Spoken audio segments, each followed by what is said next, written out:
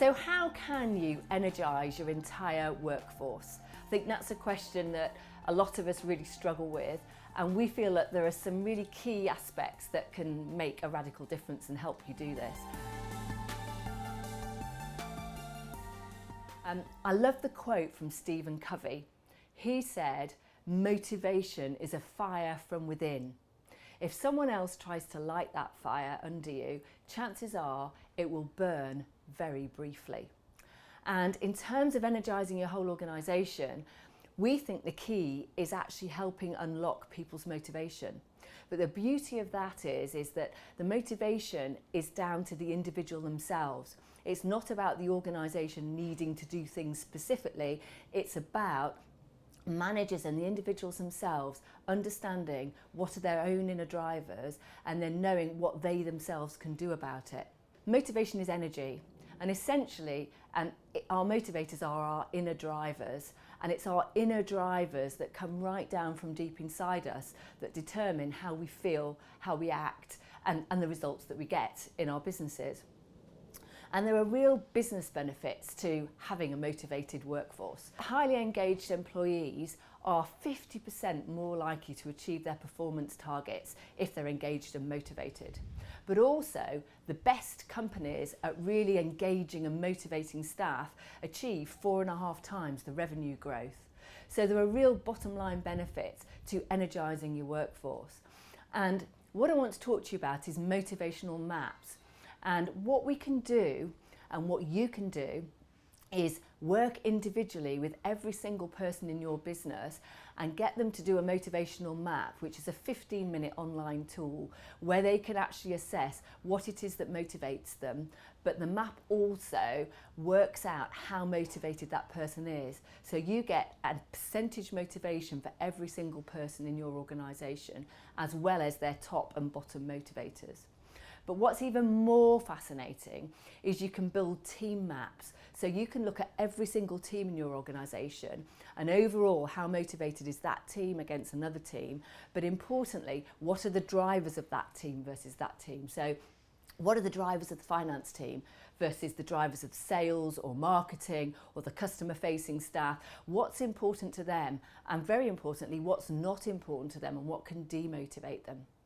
And I think what's great about motivational maps is that once you've got individual maps and the team maps, you can build that up and create a whole organisational map. What it will show you is the fundamental motivational drivers of your overall organisation. So the real value in using motivational maps to energise your workforce is you actually get percentage figures of how motivated people are individually, by teams and across the whole organisation. So the example on your screen now shows that overall, roughly, this particular organisation is 60% motivated. So that sits just on the edge of what we call the boost zone, which is about really looking at some small boosts that can make a major impact on the overall organisational motivation. What I'm going to show you now, and this is where it gets fascinating, is you can map different teams. So what you can see that's here on the screen is that overall the organisation is 77% motivated. But you can see that the senior management team are actually a lot more motivated than everybody else. And you may often find in your business you have your senior managers saying, why isn't everybody else as fired up as we are? Well, you can see on here, the senior management team are coming out at more or less 90% motivated. Some of the customer service teams are also coming out with very high levels of motivation. But you can also look that the admin people, relatively speaking, are less motivated than others. Now, this can really give you a good idea of where you might want to spend some of your effort to really boost and energise different pockets in your organisation, depending on the teams you've got. What's also really valuable is you actually get by team and by the organisation overall what the motivational drivers are. So for this example, you can see the organisation overall is 77% motivated, and their top 3 motivators are, the number 1 is the searcher. So in this organisation, people really value purpose. They want to make a difference. But also their second motivator is the expert. So they want to be masters at what they do. They want to be the best in a particular subject area or what service area that they're providing for their customers. So they want to make a difference, they want mastery, and also for them it's really important to have some sense of security, because defender is their third motivator. So these often can map onto the organisation's values, because this organisation wants to make a difference, they want to be experts in what they do, but they also provide a sense of security and safety for the people that they work with. What's also interesting in here is that the lowest motivator for this organisation is friend. Now, motivators, you have to be careful that you don't confuse them with competencies. So this is not about, are people friendly in this business and are they able to be friendly, because they could be perfectly friendly with each other, but this isn't what drives them. This is not why people get out of bed in the morning to work in this organisation. So the friendships, the teamwork, the collaboration is actually not important to them. What's really important is the other three aspects. And you can build reward strategies around this, you can look at leadership behaviours that link with this, and this can be really valuable to the organisation.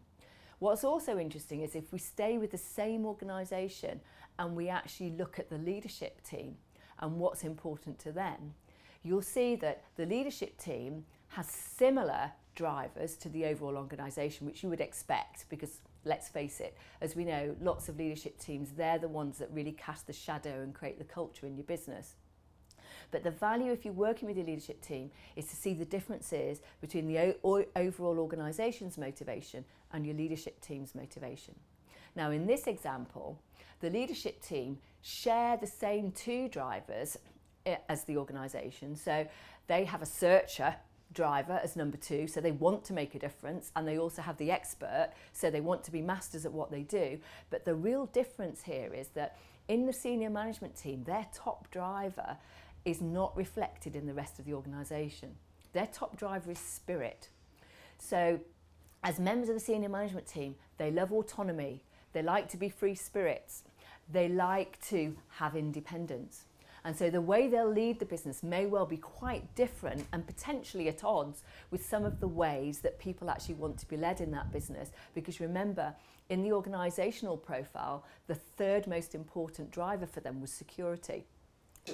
So as you can see, motivational maps can be a really, really valuable tool helping you energise your workforce, helping you understand what's important to your overall workforce and how you can help them light their own fires, and how you can really build that energy in your business to help everybody succeed and really make a difference.